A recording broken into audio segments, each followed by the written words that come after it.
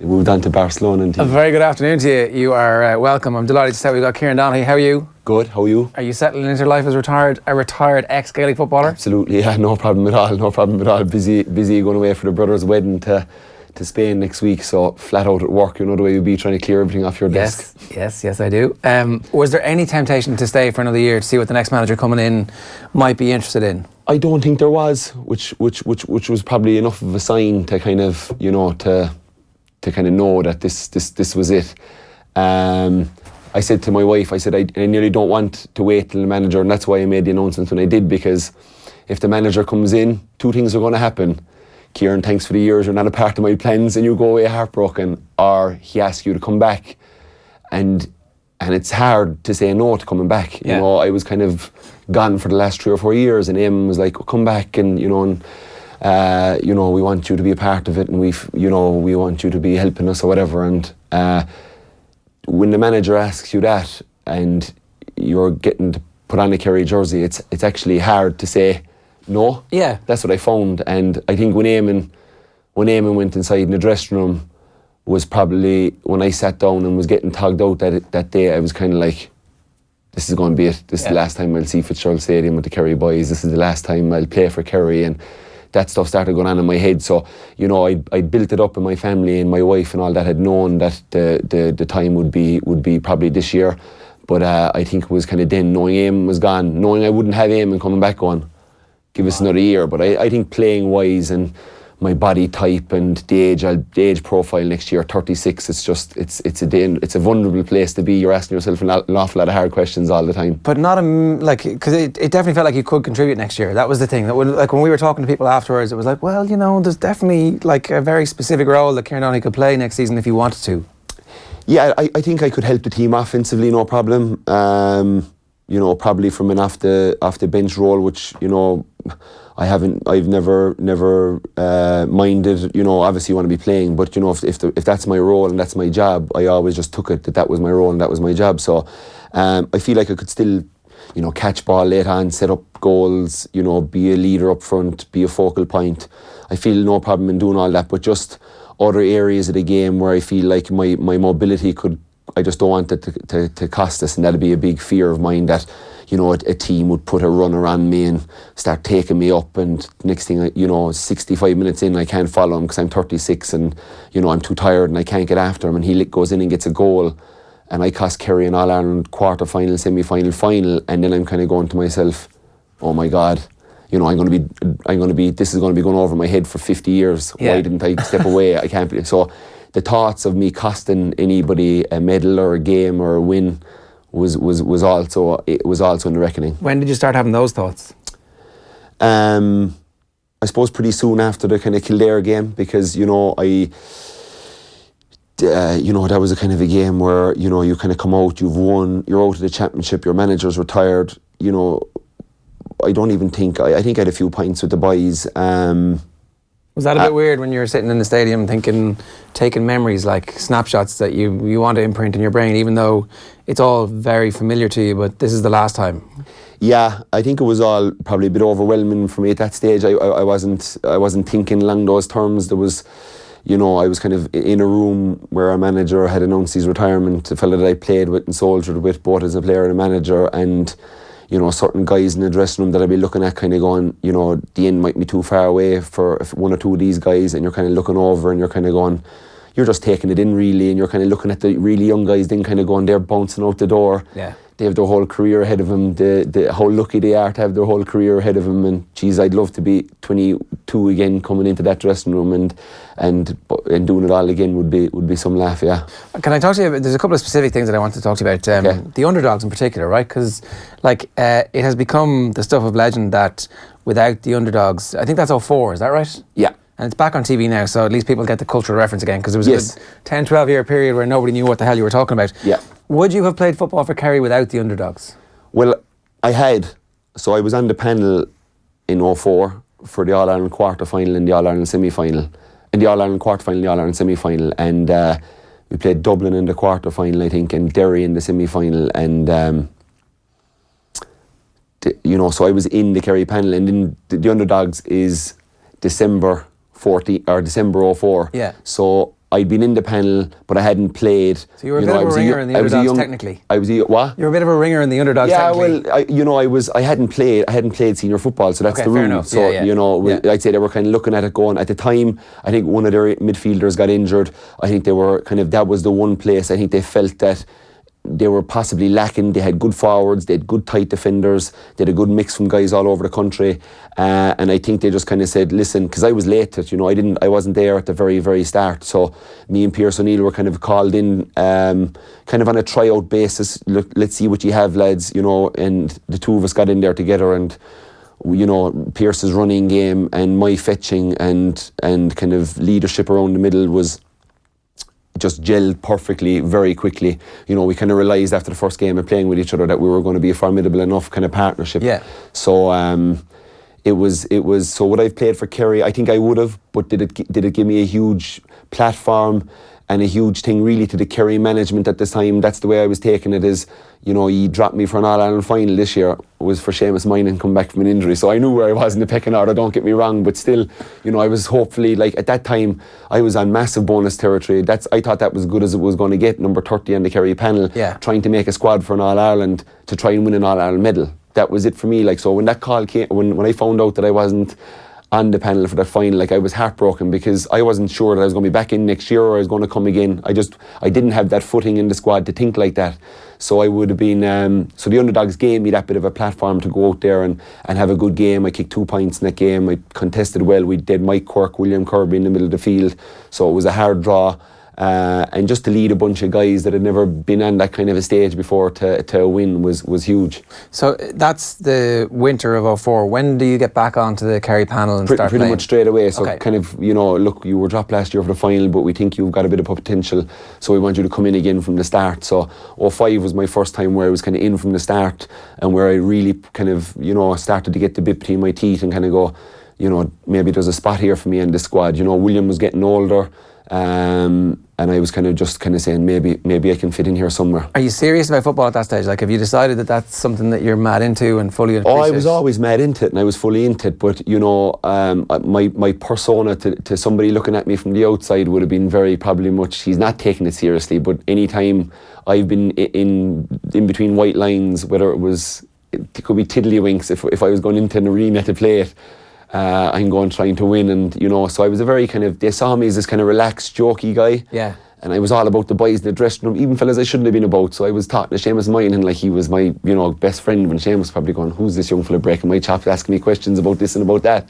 But I was in that frame of mind, and I think they saw that as a guy that wasn't really tuned in. Like I think Jack said in the book, I told him, he had to get his stuff together.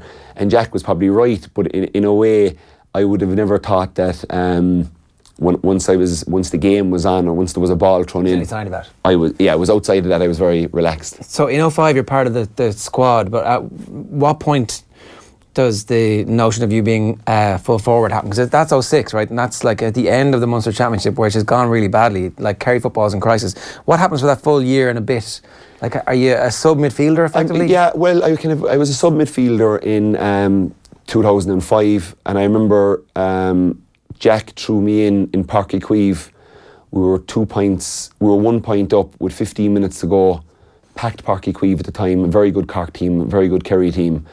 And Jack calls me, and I'm kind of like going, Jesus, he's time for me if he's putting me into the middle of this. Because this was boiling hot, it was sweltering, there was serious clips going on out in the pitch, it was full on. Yeah. And here I was with 15 minutes being thrown into a Munster final away from home. And I did well when I came in. I nearly got sent off when I came in first. I came running in, and Noel O'Leary came to welcome me onto the first thing. Of course, I lowered the shoulder, ploughed through him, and he hit the deck. And I was here going, oh Jesus, I'm going to be sent off. This is going to be, sorry Jack, back off down to the dugout. And that would have been the end of me. But thankfully I only got a yellow card, went on to play a good game. And in midfield. Right. So came on for William and just contested and talked guys around the place and used my probably vocal side of my basketball game, because it needed a lot of organising at that time. And even though I was very new to it, I would have been telling fellas to drop, get me, I'm dropping to help, whatever the talk would have been, I would have been at that age. So I was in, and that's what I did for that 15 minutes. But coming away from that, I was like, Jesus, maybe I might be able to be Dara's partner. And that's kind of what it was at Kerry at the time, because he'd Donald Daly, he'd Kirby, he'd Mike Quirk, he'd loads of guys that were kind of the 9 to his 8. But I was kind of going, I'm going to go after this 9 jersey now and try and hold on to it. And that's all the way it was. And I suppose the full forward thing you asked, where did it come from? At the end of that 05 year, we played Kieran Donaghy's in a local derby in the county championship quarter final, I think it was. Huge game for me and a huge game for the 2 clubs in the town or whatever. And I was full forward that day on Barry O'Shea, who just retired a few years from Kerry football, but was still a brilliant player, and his brother Morgan, who was a brilliant player as well, and both very tough, tight defenders. And they both had marked me at different stages, but I did very well in the 2 games in full forward. So I think that's where the notion to maybe the boys that he might be able to do something at full forward came from. But even me, I wasn't sure, because I was mostly midfielder with the Stacks as well. But as I said, thrown into full forward for them games. And all the way through as an underage, were you playing midfield as well? No, yeah, I was, in fairness, at under 16 level, I was kind of a full forward as well, but very, how would I call myself? I was full forward, because probably that was the spot to play me, because I was kind of a bit athletic and, maybe didn't have anybody else to go in there. So that was the kind of, I was not by any means setting the world alight as an under 16 full forward. But no, it was when I kind of got to senior level where them 2 games in particular, I kind of said to myself, Jesus, full forward thing is kind of cool. You're catching the ball, you're sticking goals, it's all good. Yeah. So when the 06 championship happens, again, that's a good Cork team, and things don't go well for Kerry in the Munster Championship, and the build up to that Longford game, do you know all week that you're playing full forward? Yeah. And at that point, training is about fizzing diagonal balls into you and the corner of the square, and kind of, look lads, it's last throw of the dice here. Yeah. We've got your man, we don't know how it's going to go. Yeah. Is that like... Yeah, it's probably the reason that was the most nervous I ever was before a game in my life, I think. Probably that and the Kildare game this year, because, I was kind of well aware that it could be my last day as well if the result didn't go right for us above in Galway. So, yeah, it was intimidating. There was balls flying in, it was all talk, get it into Donaghy, kick it in training, Tomas would be soloing up the wing, Jack blowing the whistle, losing the plot with him, stop soloing, drive it in. I'm inside there with Mahoney or Mark Shea or Seamus Moynihan marking me. It was very intimidating. Was it a 2-week period? Is it a short time? 2 weeks build up to that so it was game? after the Munster final, we 2 weeks to get ready for the Longford game, and on the Tuesday, Jack, after training, because it's Tuesday night, you couldn't do much after losing the Munster final on Sunday, and probably fellas going on the lash. So on the Tuesday, it was very much kind of a walk-through session. This is what we need to fix. This is what we're going to do to get better. We got to put away that result, and we got to be better. And next thing afterwards, we're all going off, and Jack calls me back and calls Mark back and starts flaking a few balls into me. And then I was kind of saying, geez, he might be looking at putting me in here. And yeah, he kind of told me, he rang me then, I'd say in the Wednesday, said, look, we're going to put you in, we need a ball winner in there. There's no pressure, just try and win the ball, and I was quick to say, Jack, if this doesn't work out, don't be yanking me off after 20 minutes. Yeah. I said, throw me back out to midfield and somebody's going to have to bite the bullet out there. But no, he was very good. He kind of took a bit of heat off me and said, look, you're fine. But before that game, it was very bad. The first 15 minutes, you're like 3 goals up. It's like the perfect start to this brand new scenario. Apparently the game is delayed because the crowd is so big going into it. And the doctor gave me Panadol because I told him thought I was going to get sick. And he gave me, this is very good for your stomach, this will take it away. He gave me a Panadol. I think he cracked it in half actually, so it was only a tiny bit of one. But he was telling me, this is great for your stomach, and I took it and it was fine. I thought I ate dodgy chicken or something, but it was obviously nervous, because I wouldn't be that kind of guy, but stomach was in knots because of, I'm this midfielder, basketballer, sub, kind of starter.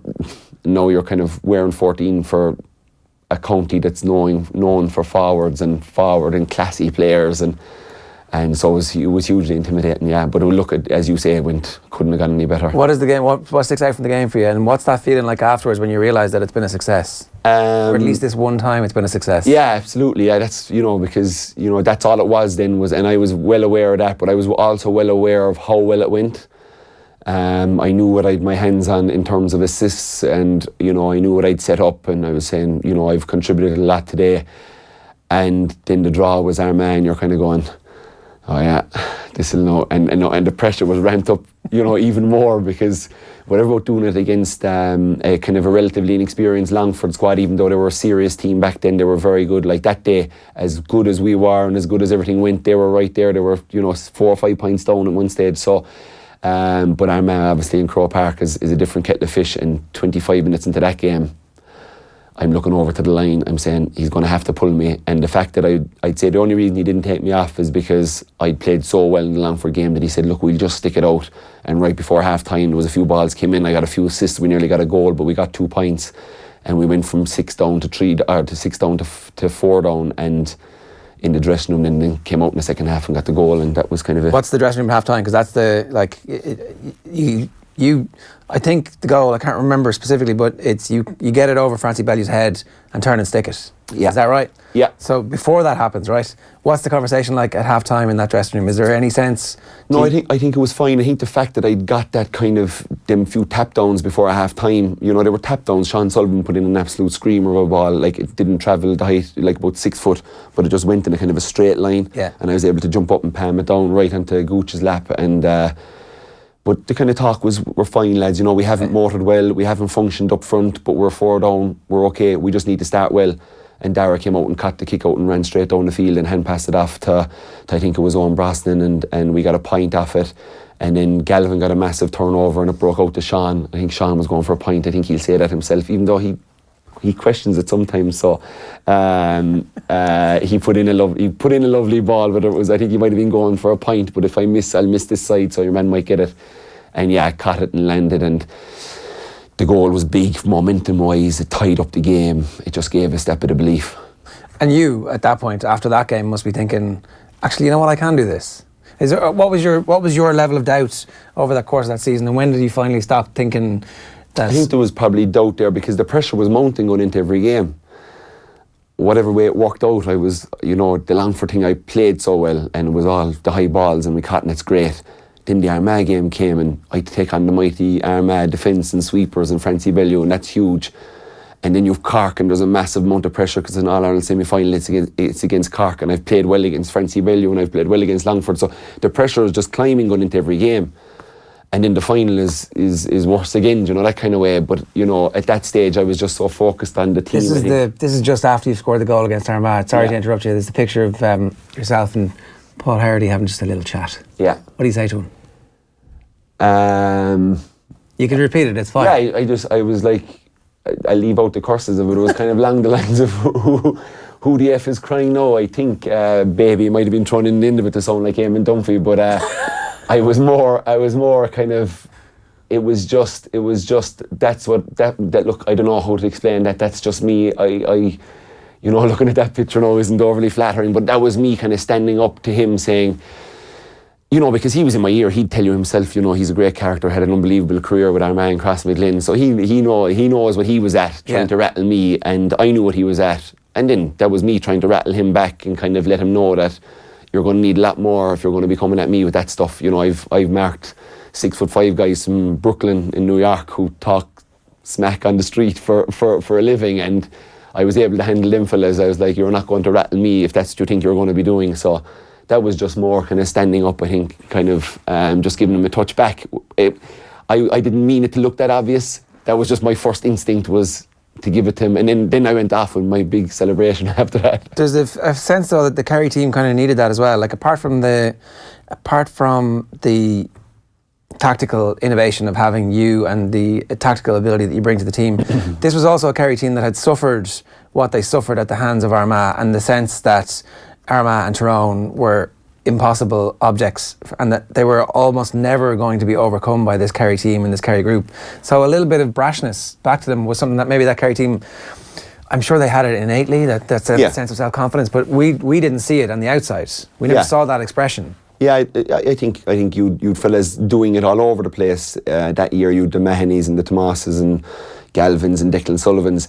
They would have done an awful lot of that, but it mightn't have been in that big of a scenario, or that was so visible. That or one whispered. After. Yeah. Oh, absolutely. You can chalk it down. Fellas tried everything with Declan Sullivan. He had all the answers, believe you me, but would have done it in kind of different ways, and sometimes probably better ways to me. But I just didn't have that ability. I couldn't hold my tongue. I couldn't get the ball like Declan and run 40 yards and ride 6 tackles and kick it over with my left leg either. So I had my ways of doing it, and you know, but it was you know, it was important. I think it's very infectious that in team play. I think its body language is huge. I think it's underused. You know, and them teams, them Armagh and Tyrone teams were the king of body language and intimidation. Absolutely, they were in your face. They turned you over. There was 5 of them around you. They were letting you know they were niggling, they were trying to get a reaction out of you, they were taking you out of your game. So it's a huge part that you know, and in this current Dublin team would have a lot of that characteristics. And I think any, you know, and I said it, that the Tyrone team at that time, that Armagh team, our Kerry team, and the current Dublin team, you know, would have had that real kind of intimidating presence at the back. And I think the Northern teams in particular backed that up then with the vocals, and that's. You can call it whatever you want. People call it sledging, whatever you want. But it's testing your resolve and testing how well you can handle yourself and how well you can cope in the face of adversity and pressure. That rest of that 06 season, and we kind of gone through a little bit of it there. The Cork game, but the Mayo game in particular couldn't go any better. It's like an All-Ireland final. You're, in retrospect, still the nerves ahead of the Longford game are more than the All-Ireland final for you. They certainly were in my stomach, because I'd say by the time I got to the final I had a certain level of confidence built up from the 3 games that I was kind of almost bulletproof in my belief that we were going to win. But yeah, 100%, like, you know, I was definitely more, because before the Longford game I would have been the big, if Darren O'Sullivan had put in that peach that he put in at the start of the game, that had gone through my hands straight away. And I've been in terraces where the big fella isn't working inside, and you know, I can see the Kerry crowd after 10 minutes that day. If the score was Longford 4, Kerry 2 points, because I dropped 3 balls or I hadn't held on to them. Because 3 of those catches that day were behind my head. They were one-handed. You know, they were catches that weren't kind of your basic run-of-the-mill catch. So I would have been very aware of, this guy isn't up to it, and get him off or get him out of there. So, but I think by the time the final came, that bulk of confidence had been built in me, and I was able to go out then and just try and help Kerry win the game. It is a bit mad that, like, it's a last throw of the dice from the management that year to put you in full forward, but that they uncover one of the best full forwards in the country for the next decade. Like, did you know you were a good full forward before it happened? Not really. No, I knew I could be effective. You know, even that time for Stacks, it was very much trial and error. You know, You didn't go to the Kerry management afterwards and go, here, listen, I just played club level full forward. Can I just have a few minutes there? I wasn't going into the Kerry team asking to be put in full forward, and we had Kineda and Declan Sullivan and fellas like this in 2005. So I wasn't. Truth be told, I said, you know, it worked for Stacks in them 2 games, and you know, Jack had seen that, obviously. He would have. Yeah, Ger Keefe was a selector for Munster that year, and we played above in Crossmaglen. There was a few. That was we were talking about intimidation factor. We were above there with Kevin McLeod at full back, and Indy McNulty in one corner, and Francie might have been in the other corner, in the middle of Crossmaglen, and helicopters flying over our heads. It was intimidating, but Ger had picked me at full forward for Munster. Right. He picked me at full forward for Munster because it was late in the year. There was a lot of club championship going on in Kerry and Cork, so the players were kind of limited and we were out. And Ger says, "Oh, will you play?" And I goes, "I will. We're going to play you at full forward." I was like, "Yeah, okay." I've played a bit there with the club. It's no bother, and played quite well that day up there. Right. So, you know, it had been coming, but did I ever think it would go the way it did? No. And so when 06 happens and the year finishes and you're Footballer of the Year, like, that's literally the best year that I can remember any single individual coming from effectively a sub-midfielder to be the Footballer of the Year in the space of 4 months, 3 months really, when you think about it. It's mad. It's mad. Like, it is completely mad when you think about it. It's a sliding doors moment here where, like, they don't have the brain power to think, let's put the guy in full forward, and you continue to be a midfielder for the rest of your career, and it's a grand career and the team is good. Yeah. But, like, you know, you're going to go down as one of the definitive full forwards of... Yeah, and the calibers of midfielders that came after me as well, like, that's a hard position to get on in midfield. There's 4 guys, there's only 2 spots, whereas you're going for full forward, there's 2 guys. You know, and you're kind of going, it's either him or me, and if I play well tonight, I'd be on. But you're playing out with 4 fellas out around the middle of the field. Next thing, the opposition are doing well, and all of a sudden, then you don't look so good. No, you will try him with Darragh now, he's going well at the moment. Yeah. So it's a hard position to hold. So, but it's absolutely mad, absolutely, you know. Did you think about that at the time? Did it ever hit you that, like... What did, yeah, it hit me that night when we won the All-Ireland, when I was lying above in the bed. Like, I was thinking, like, oh my God, I'm going to be in a wall in some pub in Larkin's pub in Milltown, and there's going to be a picture of the Kerry team from 2006, and I'm going to be up there with Seamus Mine, and I'm going to walk in 30 years and say, oh look, bring my kids over, or my grandkid, there I am now, look, I was a part of that team. Because at that time, even still, as well as I'd played, I still hadn't, in 2006 after the All-Ireland final, I still hadn't moved on, you know. I still hadn't thought about what's coming next, how's next year going to be, how the next 5 years going to be. I was never thinking like that. It was always the next game for me. Yeah. The career ends obviously with 4 All Irelands in the end. And the other one that I kind of wanted to get into was what happened in 2014, because this isn't the first year that you've thought about retirement, is it? Like, there are various stages, like what would have been a very premature retirement in retrospect, but before 2014, was there a time I thought? 13. So I was kind of injured going into the semi-final against Dublin. Wasn't on the team, was brought on in that scenario that you hate really as a full forward. You're brought on, you're down 6 points, there's 10 minutes to go, ball lamped in from everywhere, there's defenders all over you because they're able to defend the lead and counter-attack, and it doesn't work, and the tactic is gone and it's too predictable, and Donaghy's not playing well and whatever, and I'm kind of sitting here going, lads, my leg's falling off, like, I can't run, I can't get my leg out of my own way. And we played a club game against Strand Road, against Kerry's Rallies, a town league final at the end of that year, and I was walking to the car, and I was kind of I had my right hand on my left, I had my right hand behind my right hamstring, and I was kind of lifting my leg forward, walking out to the car, and I was just like, I'm done. I'm going to be retiring in 2 or 3 months. And it's from that moment on, I came up with the genius idea that I was going to give myself a massive break and that'd fix everything. So I took like 6 weeks off, nothing but enjoying the winter, and came back, and course obviously stiffened up, and I needed to strengthen, which is obviously big now, but back then it was kind of something that was coming on. So it was definitely from then on I was kind of going, sitting into the car that day, I was like, my Kerry career is over, maybe sport is over. And was it a hamstring?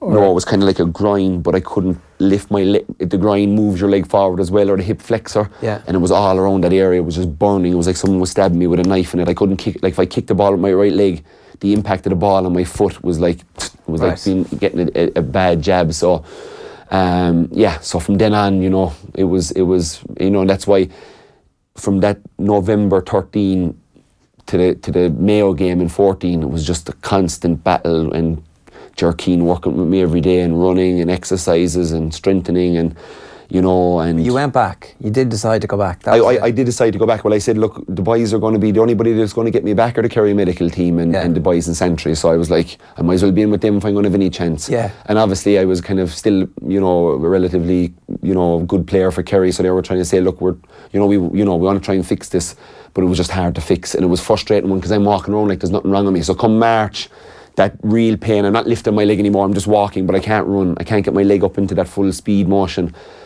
But the boys are looking at me walking around, there's no crutches, there's no boot in my foot, there's no sling. So they're kind of going, what's this fella's story? Like, we're 4 months, we're 4 months into the season, let's go start. Like, so I was kind of going, I can't go, lads, I'm sitting above. I remember Eamon came up to me in Austin Stacks Park one day, and he's kind of sat down next to me, we're looking out in the start of the training session, the boys doing a warm-up. And he's just trying to kind of, figure me out really, Kieran, what's the story? And I'm like, Eamon, I can't go now. That's all I'm telling you. Am I going to stop trying to go? No. But I just can't go now, and you're just going to have to wait for me to be good enough. And to be honest, Eamon, if it doesn't get right soon, I'd be pulling the plug anyway, because I don't want to be the guy that's around all year that people are saying, is he coming back? Is he going to play? Every media some fella does that's going to be asked of him. And I didn't want to be that distraction. So that's why I was very close to going that year. What are those conversations like? And because it is somebody you've played with, and and he understands. I think he knew the competitor I was, and he knew it wasn't psychological. Even though he was kind of saying, look, we need to try and push this. Maybe you need to try and push a bit harder. Whereas I was kind of like, no, Eamon, I can't push harder. Trust me, I've been out on the track. I've tried to push. It's not working. When it works, hopefully it works. And we went out to training holiday about a month and a half earlier, and I was told I was going to be playing no football, but I was going to be working with the boys 2 or 3 times a day, strengthening and doing all this physio and stretching and everything, like basically living like a pro for a week. And it brought me on a pile, and it was the heat, and it was just the environment I was in, and it was coming in a way. I knew it was coming, but it kind of really rapidly kind of sped up during that. And there was a trial game at the end, and of course, as every training camp, we lost a few bodies, and Kieran is there, a few, and I goes, I'll go in full forward. And I remember kind of making a fake run left and outright, and the ball bounced on the ground in Portugal, and it was rock hard. Of course, the ball bounced way up into the air, and I just jumped up, and the ball was gone behind me, but Declan Sullivan was running off me, so I could see him, but the ball was at this side of my body, and it was behind me, and I jumped, and I was kind of gone past me, and at the last second I just got a hand it and flicked it this way, and it just bounced and up into Declan's lap running at full pace, and he banged it into the back of the net, and everybody was like, oh, you know, well done and whatever. And next thing, just a bit of belief back into the body, and went home and attacked it for 2 or 3 months. Couldn't break into the team. Obviously, we had a very good team. Kerry forward line is extremely hard to get into at any decade or any time. So it took a bit of a while, and obviously, you know, didn't play in the Galway game, and in the Mayo games happening. Yeah. That bit of belief in the body, that's like something that, again, you can't quantify that. You don't know that you need the belief, but as soon as you get it, it has this amazing transformative impact. I went for the ball off balance, running flat out with a ball bounced too high, and I was able to jump, get up and direct a pass and land, and I just said, I'm back. Yeah, absolutely. That was geez, the body's okay. Here we go. Now it's just fighting for your place, fighting for a Kerry jersey. I'm no problem with that. That's easy really? for me. Okay. Yeah. I was going to ask about that because, like, you know, you do come from because the birth is so spectacular. Like, it must be a little bit difficult not to be in the team after that at various stages. No. It's the only thing was difficult is because if I felt I should have been on, or I felt we'd a better chance of winning with me on, but that was a personal thing. Whereas when the management say somebody else, that's what they say. You know, I was very, you know, I think it must be a basketball thing coming in and out. Ask. You know, it probably absolutely coming in and out. You know, it's whatever job. You know, know your role, as a famous thing the coaches say in America. Know your role, and it's, you know, it's huge in every team sport. Know your role. Don't be in there expecting that you're a guaranteed starter when you just don't have that privilege. You know, just suck it up and just have respect for what the management think. And if they say you're good enough, you're good enough. And if they say we're trying with somebody else, they're saying it for a reason. It's nothing personal. Yeah. I think often we can't take personal stuff and we take it the wrong way. And you know, it throwing ties out of the cot. It's such a bad way to go. And I was never. And I would say probably from when I was captain of the Irish under-16 team, you know, I wasn't starting in the Irish team. You know, I was the second point guard. No, it was very kind of split. He might have played 22 minutes. I might have played 18. You know, we were very close, but I still wasn't the starter for most of the games. But I was the captain, and I was the captain because how I was driving fellas, and how if I was a sub, I was still high-fiving everybody. I was the exact same guy as a sub, as a player, and that's the way I was throughout my whole career. Whether that's just in me or whether that was my personal choice, I'm not sure. We need a bit more of that in the GA, don't we? That kind of sense of we are actually a genuine squad. Yeah, there's been a fetish about starting teams over the years. Yeah, there is. Yeah, I think that's going though. You know, I think you see squads winning All Irelands now, and you know, people start like it wasn't like it was back in the day. Like Paddy Shea didn't talk to Mick Dwyer for 5 years because he dropped him in '88. You know, because at that time I'm a sub. Oh my God, that can't be. Like I'm whoever I'm a sub. That can't happen. Yeah. Whereas now, you know, it's a tough one. You know, you're working so hard, you're putting so much time into it. Everybody wants to play, but there's only 15 can play, and there's probably 36 or 37 in every squad in the country. So there's a lot more disappointed guys than there is happy guys. So it's how you make sure that they're corralled and that they know their role and that they're happy enough with what's going on. That's big in a team environment, I would say. What's your memory of the Mayo, the first game, the draw in Croker? What's your recollection of the last 5 minutes of that game? Been in that position that we talked about earlier on that I was with Dublin in 13, it's, you know, you're in there, you know the ball is coming, the defenders know the ball is coming, the goalie know the ball is coming, the sweepers knows the ball is coming, so you're just in one of those positions where it's just hard. And, you know, people say, oh, Mayo should have done this and Mayo should have done that. At the end of the day, there was 3 accurate balls played in. I went at them probably with a fella that was playing with frustration of a year and a half of not performing. So I was out of my mind for the ball. Do you know what I mean? Like, I don't know if there could have been anybody else that wanted the ball more than me at that stage. Maybe that was a part of it. I don't know, but the ball stuck 3 times. We got 2 points and a goal, and we got a draw, and we were alive. That's all it was. What's that changing room like after that game? It was a strange one, Jar, I won't lie, because we were in complete control. We were 6 points up. We were 5 points up. We were a man up. It was a walk in the park. You know, everything was going grand, and next thing Mayo came out with 14 men and just went berserk and showed how good that Mayo team were and how many men they had and how many guys stood up and put their shoulder to the wheel and just carried the fight to us, and we were just not ready, because that's what happens when you're 6 points up at half time and you're a man up. You know, psychologically there's a switch off button there. We never want to press it. Nobody wants to admit it was pressed. Of course it was pressed. That was pressed, and the Mayo, you know, we shouldn't have had a man sent off. They're all against us. Let's go out and get them. That's, you know, so you go into the dressing room this way, and one team is coming out here and one team is coming out here, and next thing within 10 minutes it's game on. You know, they're absolutely all over us. Yeah. From a personal perspective, is it salvation coming off the bench and rescuing the team? Is there like are you purely plugged into? I wouldn't have thought of anything like that on a personal level. Course, kind of walking off happy that, Jesus, I didn't think this was going to come again, because as I said in 13, I thought I was gone with the body. So I was like kind of soaking a bit of that in. It's great to be back out here. It's great to have affected the game in the right way for Kerry. But yeah, it was just more relief that we were still in it, really. That was my main thoughts is, and Sheehan had a free from about 70 yards that, you know, nobody else in the world but him, you're kind of looking at him going, Jesus, he could kick it. You know, he shouldn't. It's not physically possible, but he might.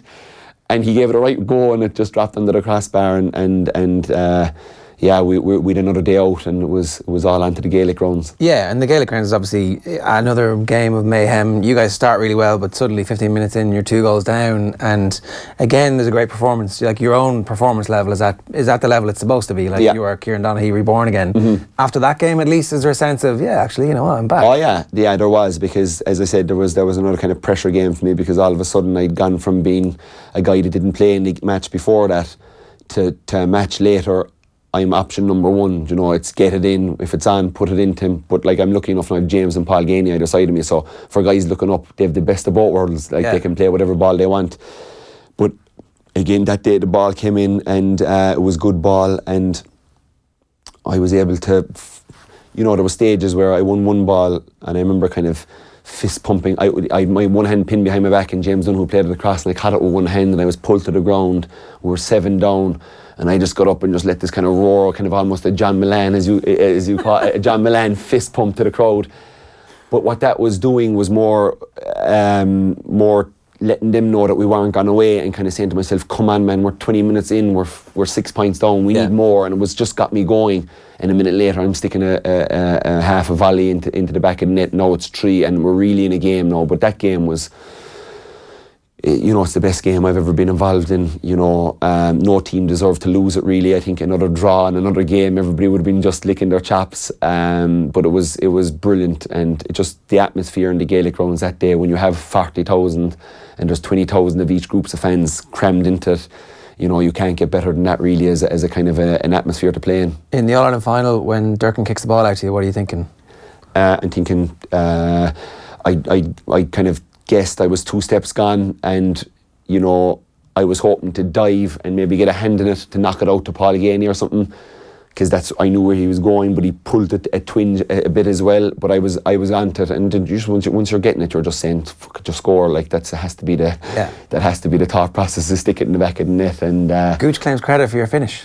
He says he taught you how to roll it in instead of just blasting it. Yeah, it was definitely a one where I suppose when I was running through, I was kind of going, don't blast this wide or blast it off the goalie's chest and have it go 20 yards out the pitch. So it was very much a kind of a thing of I when I came onto it, I got it, and honest to God, it's happened only once or twice in my career, and once in a basketball, that just everything stops. I can't explain it. You know, I'm sure people have experienced it. People at the top at any level of sport, there comes a moment in time where, when I was running through that time, everything just slowed down, and I was able to, in the middle of all the madness, I was able to look at him, look at that corner, make the decision that I'm going this way. I don't know how to explain it. That's what happened, and I was able to really slow myself down. No, I wasn't under any pressure. That obviously helped. You know, I was running through. I knew, I felt fellas coming behind me. I didn't know where they were, but I felt like I had enough time to be able to throw the eyes and hit it. It wasn't a catch in a snatch shot. So, there would have been no excuse for missing it, really. If I'd have missed it, What are the other times that you've had that feeling? That Armagh goal. Right. Yeah, when I turned both of them into the hill.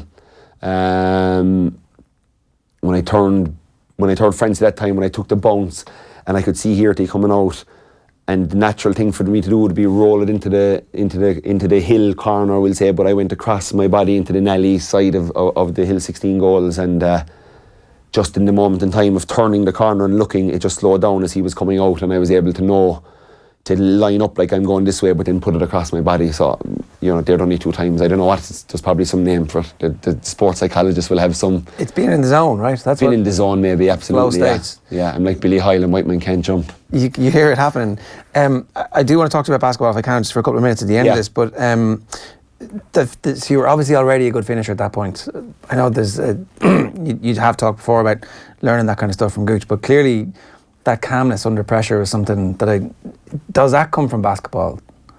Yeah, it could be from maybe the amount of decisions you make in a basketball game. I don't think our players are faced with enough decisions in training enough. I think in training you should be trying to get your players to make as many decisions as possible to see they'll figure out themselves what's good and bad, but you can maybe tell them what's good and bad. And I think in basketball, I might touch the ball in a basketball game. I don't know what the real stats are, but I presume around 200 times offense and defense. I can only, I'm only the amount of touches you have. Whereas in football, in that 14 final, I touched the ball 11 times, but I made 10 good decisions.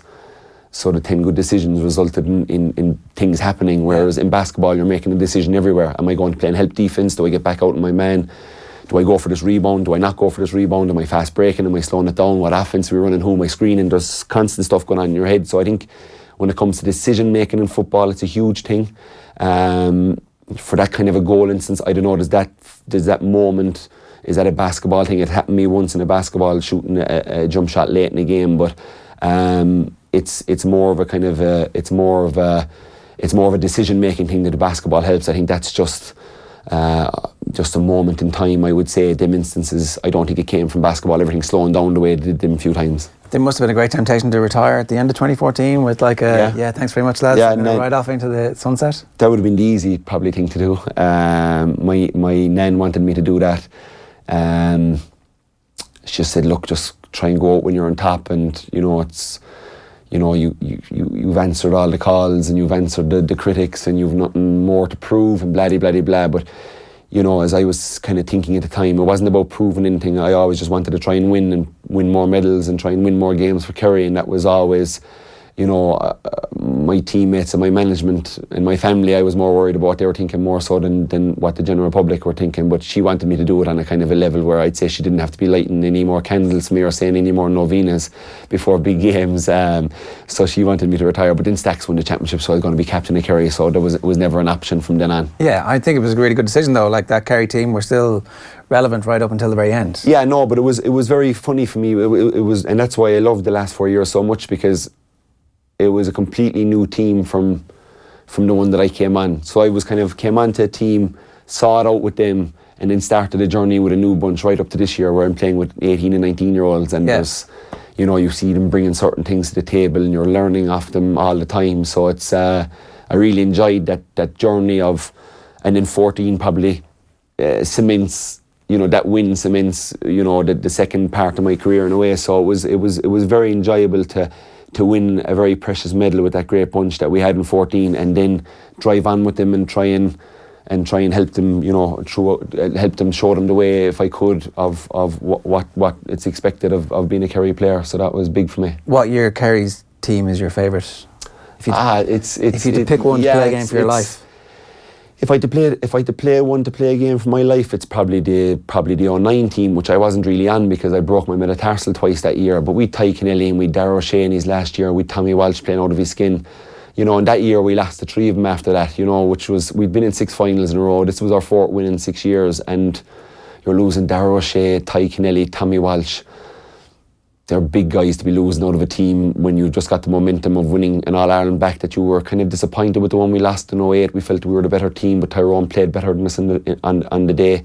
And if Packy McConnell's stud doesn't stop Declan O'Sullivan's shot in 08, we're talking about winning 06, 07, 08 and 09. Yeah. And then you're coming 10 and you're saying, we're going for 5 in a row. Tommy and Ty, don't go back to Australia, and Darragh, we need 1 more year out of you. So, but it was probably that team was, we'd Mike McCarthy, who was back, who was just a phenomenal freak athlete, and you'd Tom Sullivan and Mahoney. So if you were playing a game for your life, it'd probably be that team. If you're asking me the most enjoyable year I had, it'd be 06 or 2014 for, and I think it would have to be 2014, because in 06, even though I wasn't on midfield, I was midfield at the start, we were still fancied to win the All-Ireland, whereas in 14 it was written off early. We'd Galvin gone, Tomas gone, and then Gooch got injured, and it was kind of a case of, well, Kerry are gone this year. Yeah. So there was a great sense of winning that medal, and to win it with so many guys winning their first medal was hugely enjoyable. And obviously to be lucky enough to play the part I did in it was huge. There was one last thing, obviously, and just listening to you, it seems fairly obvious why Eamon Fitzmaurice was tipping you to go into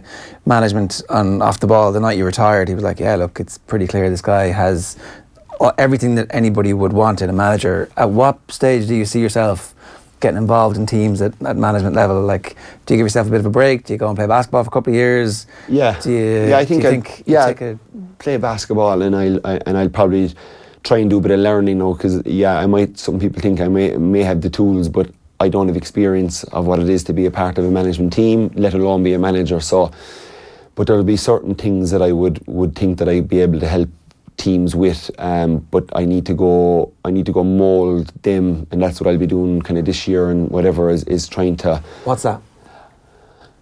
Using stuff from maybe different sports, getting my philosophy on the game right, what way I want my teams to attack it, how do we attack it differently than it's being attacked at the moment. How do you beat Dublin? How do you get your team playing to its strengths and to make them very strong and make them very tactically aware? Bit of a bugbear with me is I don't think we're challenged enough mentally as GA players. I think it's all weights and strength and core and football and pints and goals, and I think there's a way more to it. And I just think, like, you're talking about a high school wide receiver in America. Some kid at 16 is expected to know 100 offences, you know what I mean? By name, with crazy code words. By crazy code words and crazy steps, 8 steps this way, 4 steps in a slant. If they can learn that off, I think we can be better at changing stuff mid-game, where you don't need, a timeout, that there's a call and stuff changes. Bringing certain plays from throw-ins or sidelines or whatever. I just think there's a bit more that can be done that way without bogging down a team, keeping it very simple, but just working on it and demanding that they go home and learn off what this role is that they have in this play, and that isn't seen as oh no, we have to do video work tonight, or we have to do, and by all means I'm very aware of players in dressing rooms, and look, I've been one for 14 years, and when's the right time for a video session, and when's the right time to flog a team, and when's the right time to hold back, and so I'd have a good knowledge of that as well, but I've a pile of work to do before I'd even consider being in that kind of an environment. And senior level, there's just no room for error in this day and age, and it's fairly quick to fall back to the management when something's not going right. So I'd want to be very sure of myself before I. You don't get a couple of shots at it either. No, you don't. And it's the easiest guy to look at when a team's not playing well. And I always say it should be the 15 guys out there that should be getting looked at more, and why aren't they performing? And but I think it always falls. And it's just a culture we're in now with the Premiership and with managers coming and going, and that seems to be the easy one to go at. Yeah, listen, it's been great having you here. Thanks very much. Enjoy the retirement, and I can't wait to see what the next managerial phase of your career is like. Congratulations on a great career. Yeah, thanks a million. Thanks for having me.